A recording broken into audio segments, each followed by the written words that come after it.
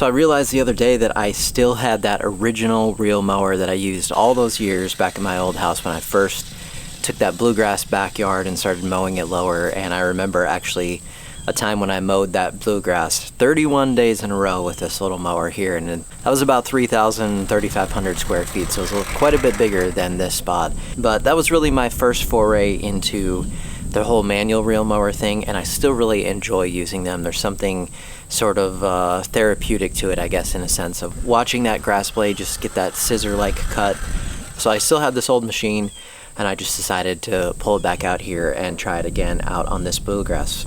So I've been using it the last few days out on this little plot, and we've made a lot of progress here in the last week and a half or so since the last update when I showed you what this looked like. It's actually fairly surprising how much it has really come to life, and that is just, again, as I said in these videos with this bluegrass thing, it very much can be in that pout stage where it's just kind of sitting there not doing anything, and then all of a sudden get a little bit of fertilizer on it, you start mowing it consistently, and all of a sudden it just wakes up and it looks fantastic here. Now, it's not 100% perfect yet. There's a few spots here and there, there's little things, and I'm not worried about any of those. It will all fill in and spread and get thicker and thicker over time to where it actually typically gets too thick.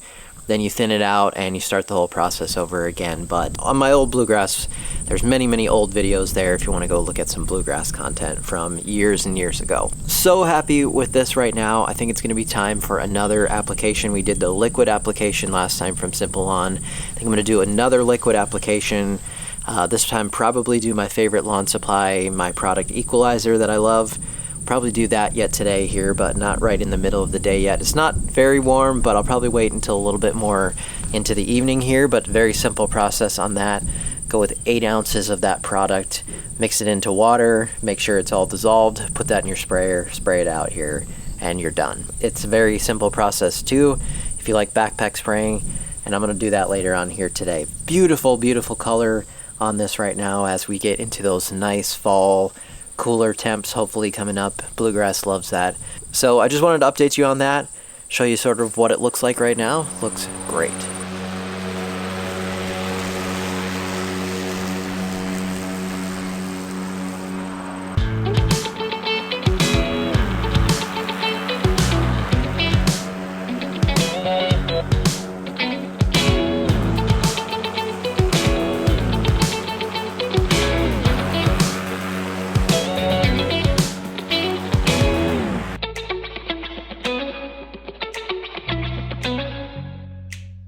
Well, there you have it. 4 weeks to go from this bare soil to what you see behind me right here. And even though I've planted my Elite Ryegrass so many times over the past few seasons, I'm still sometimes so surprised how quickly you can go from what I did and all of this work and renovation work that I had out here to what you're seeing behind me right now.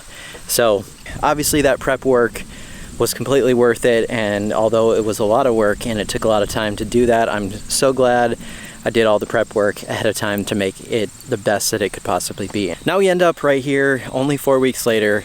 Pretty amazing. Now I'm starting to see the colors start to change into what I'm used to with this ryegrass. It takes a little bit for the root system to start to really get going, and that is when you know that the roots are starting to grow, is when this starts to change from that more of a lime green color down to that deep dark green, almost a bluish green color sometimes. And so that's about where we're at now. I have a few spots here that are still yellowing, and I can just tell that those haven't completely rooted like the rest of the area has. But again, this is all just going to take some more time. By the time we get another month on this, by the end pretty much of our season here, or our fall season here at the end of October, it should look really great going into the winter season, and that's plenty of time to get it established and give it the best chance to survive that winter season as best as we can. Now, one thing I did want to show you, and I said this in the last update, was that I did have quite a few weeds coming in, but this is probably one of the worst areas where they're pretty prolific here.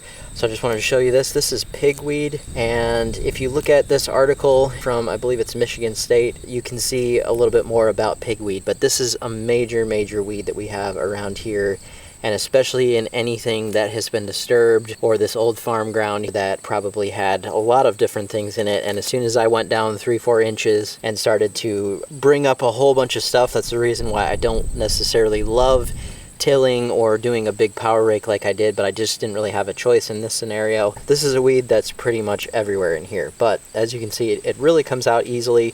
Also though, if you read the article, you're going to see that as this turf gets thicker, it starts to crowd out a lot of things, and that is a summer plant. So we're going into the season here where as I continue to mow this off, continue to mow it off. Actually, here's a good example.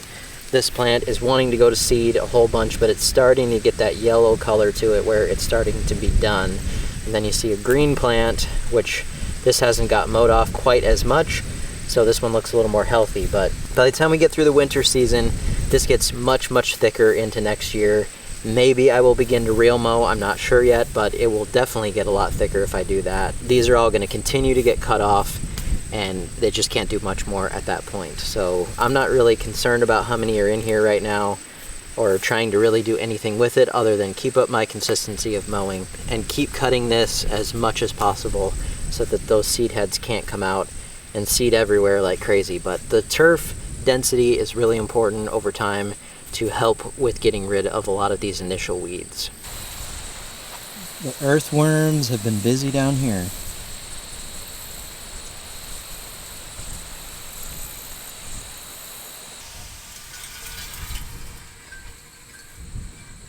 Also, what's very interesting about it is this is the old side of the green, so the old ryegrass plot was right here. All new bent over here. The only place that I really have earthworm activity is on this side. So this side, still a little bit wet today after rain last night, but nothing really going on over there as far as a whole lot of activity earthworm wise, and then this side is just full of it all of the time.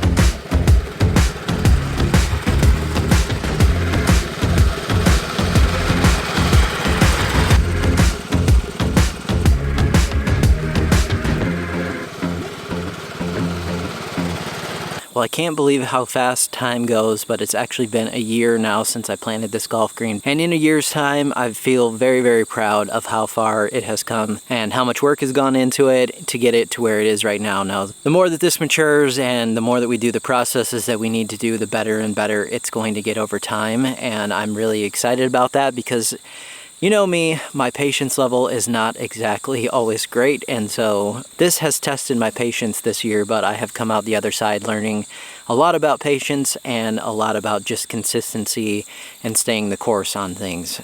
So, pun intended.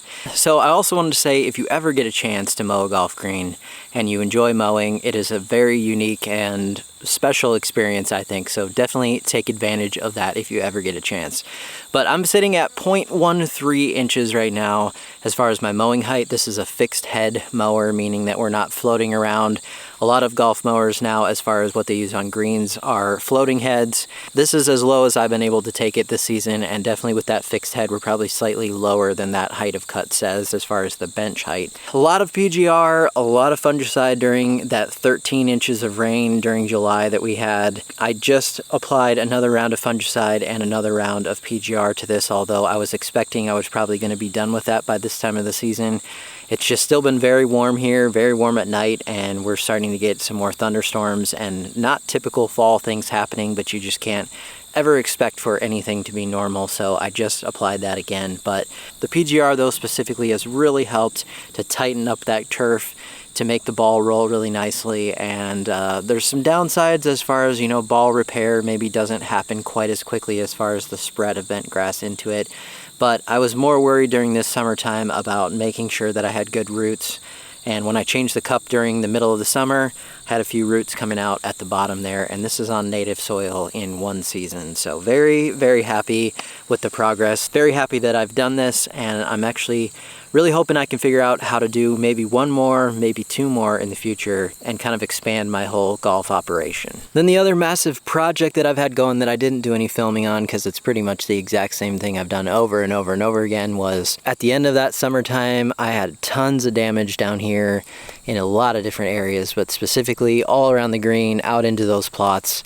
And so I had to do an aerate and overseed that plot way over to the corner there. I actually pretty much just did a whole full renovation to it. It was pretty much all toast. Just under 4 weeks time, transformed a lot of this down here in a short amount of time, which I'm happy about. And I did this time a mix of blue and rye into this whole section right here, and well, all of this is blue rye now, and that's really just to help with some of the repairability from people playing down here. And just having straight rye I love, but at the same time, anytime you get some chunks out of it or just bigger areas where you might see some damage, you don't get that repairability. So I do have some bluegrass all throughout here now, and it definitely was growing in. It's just slow.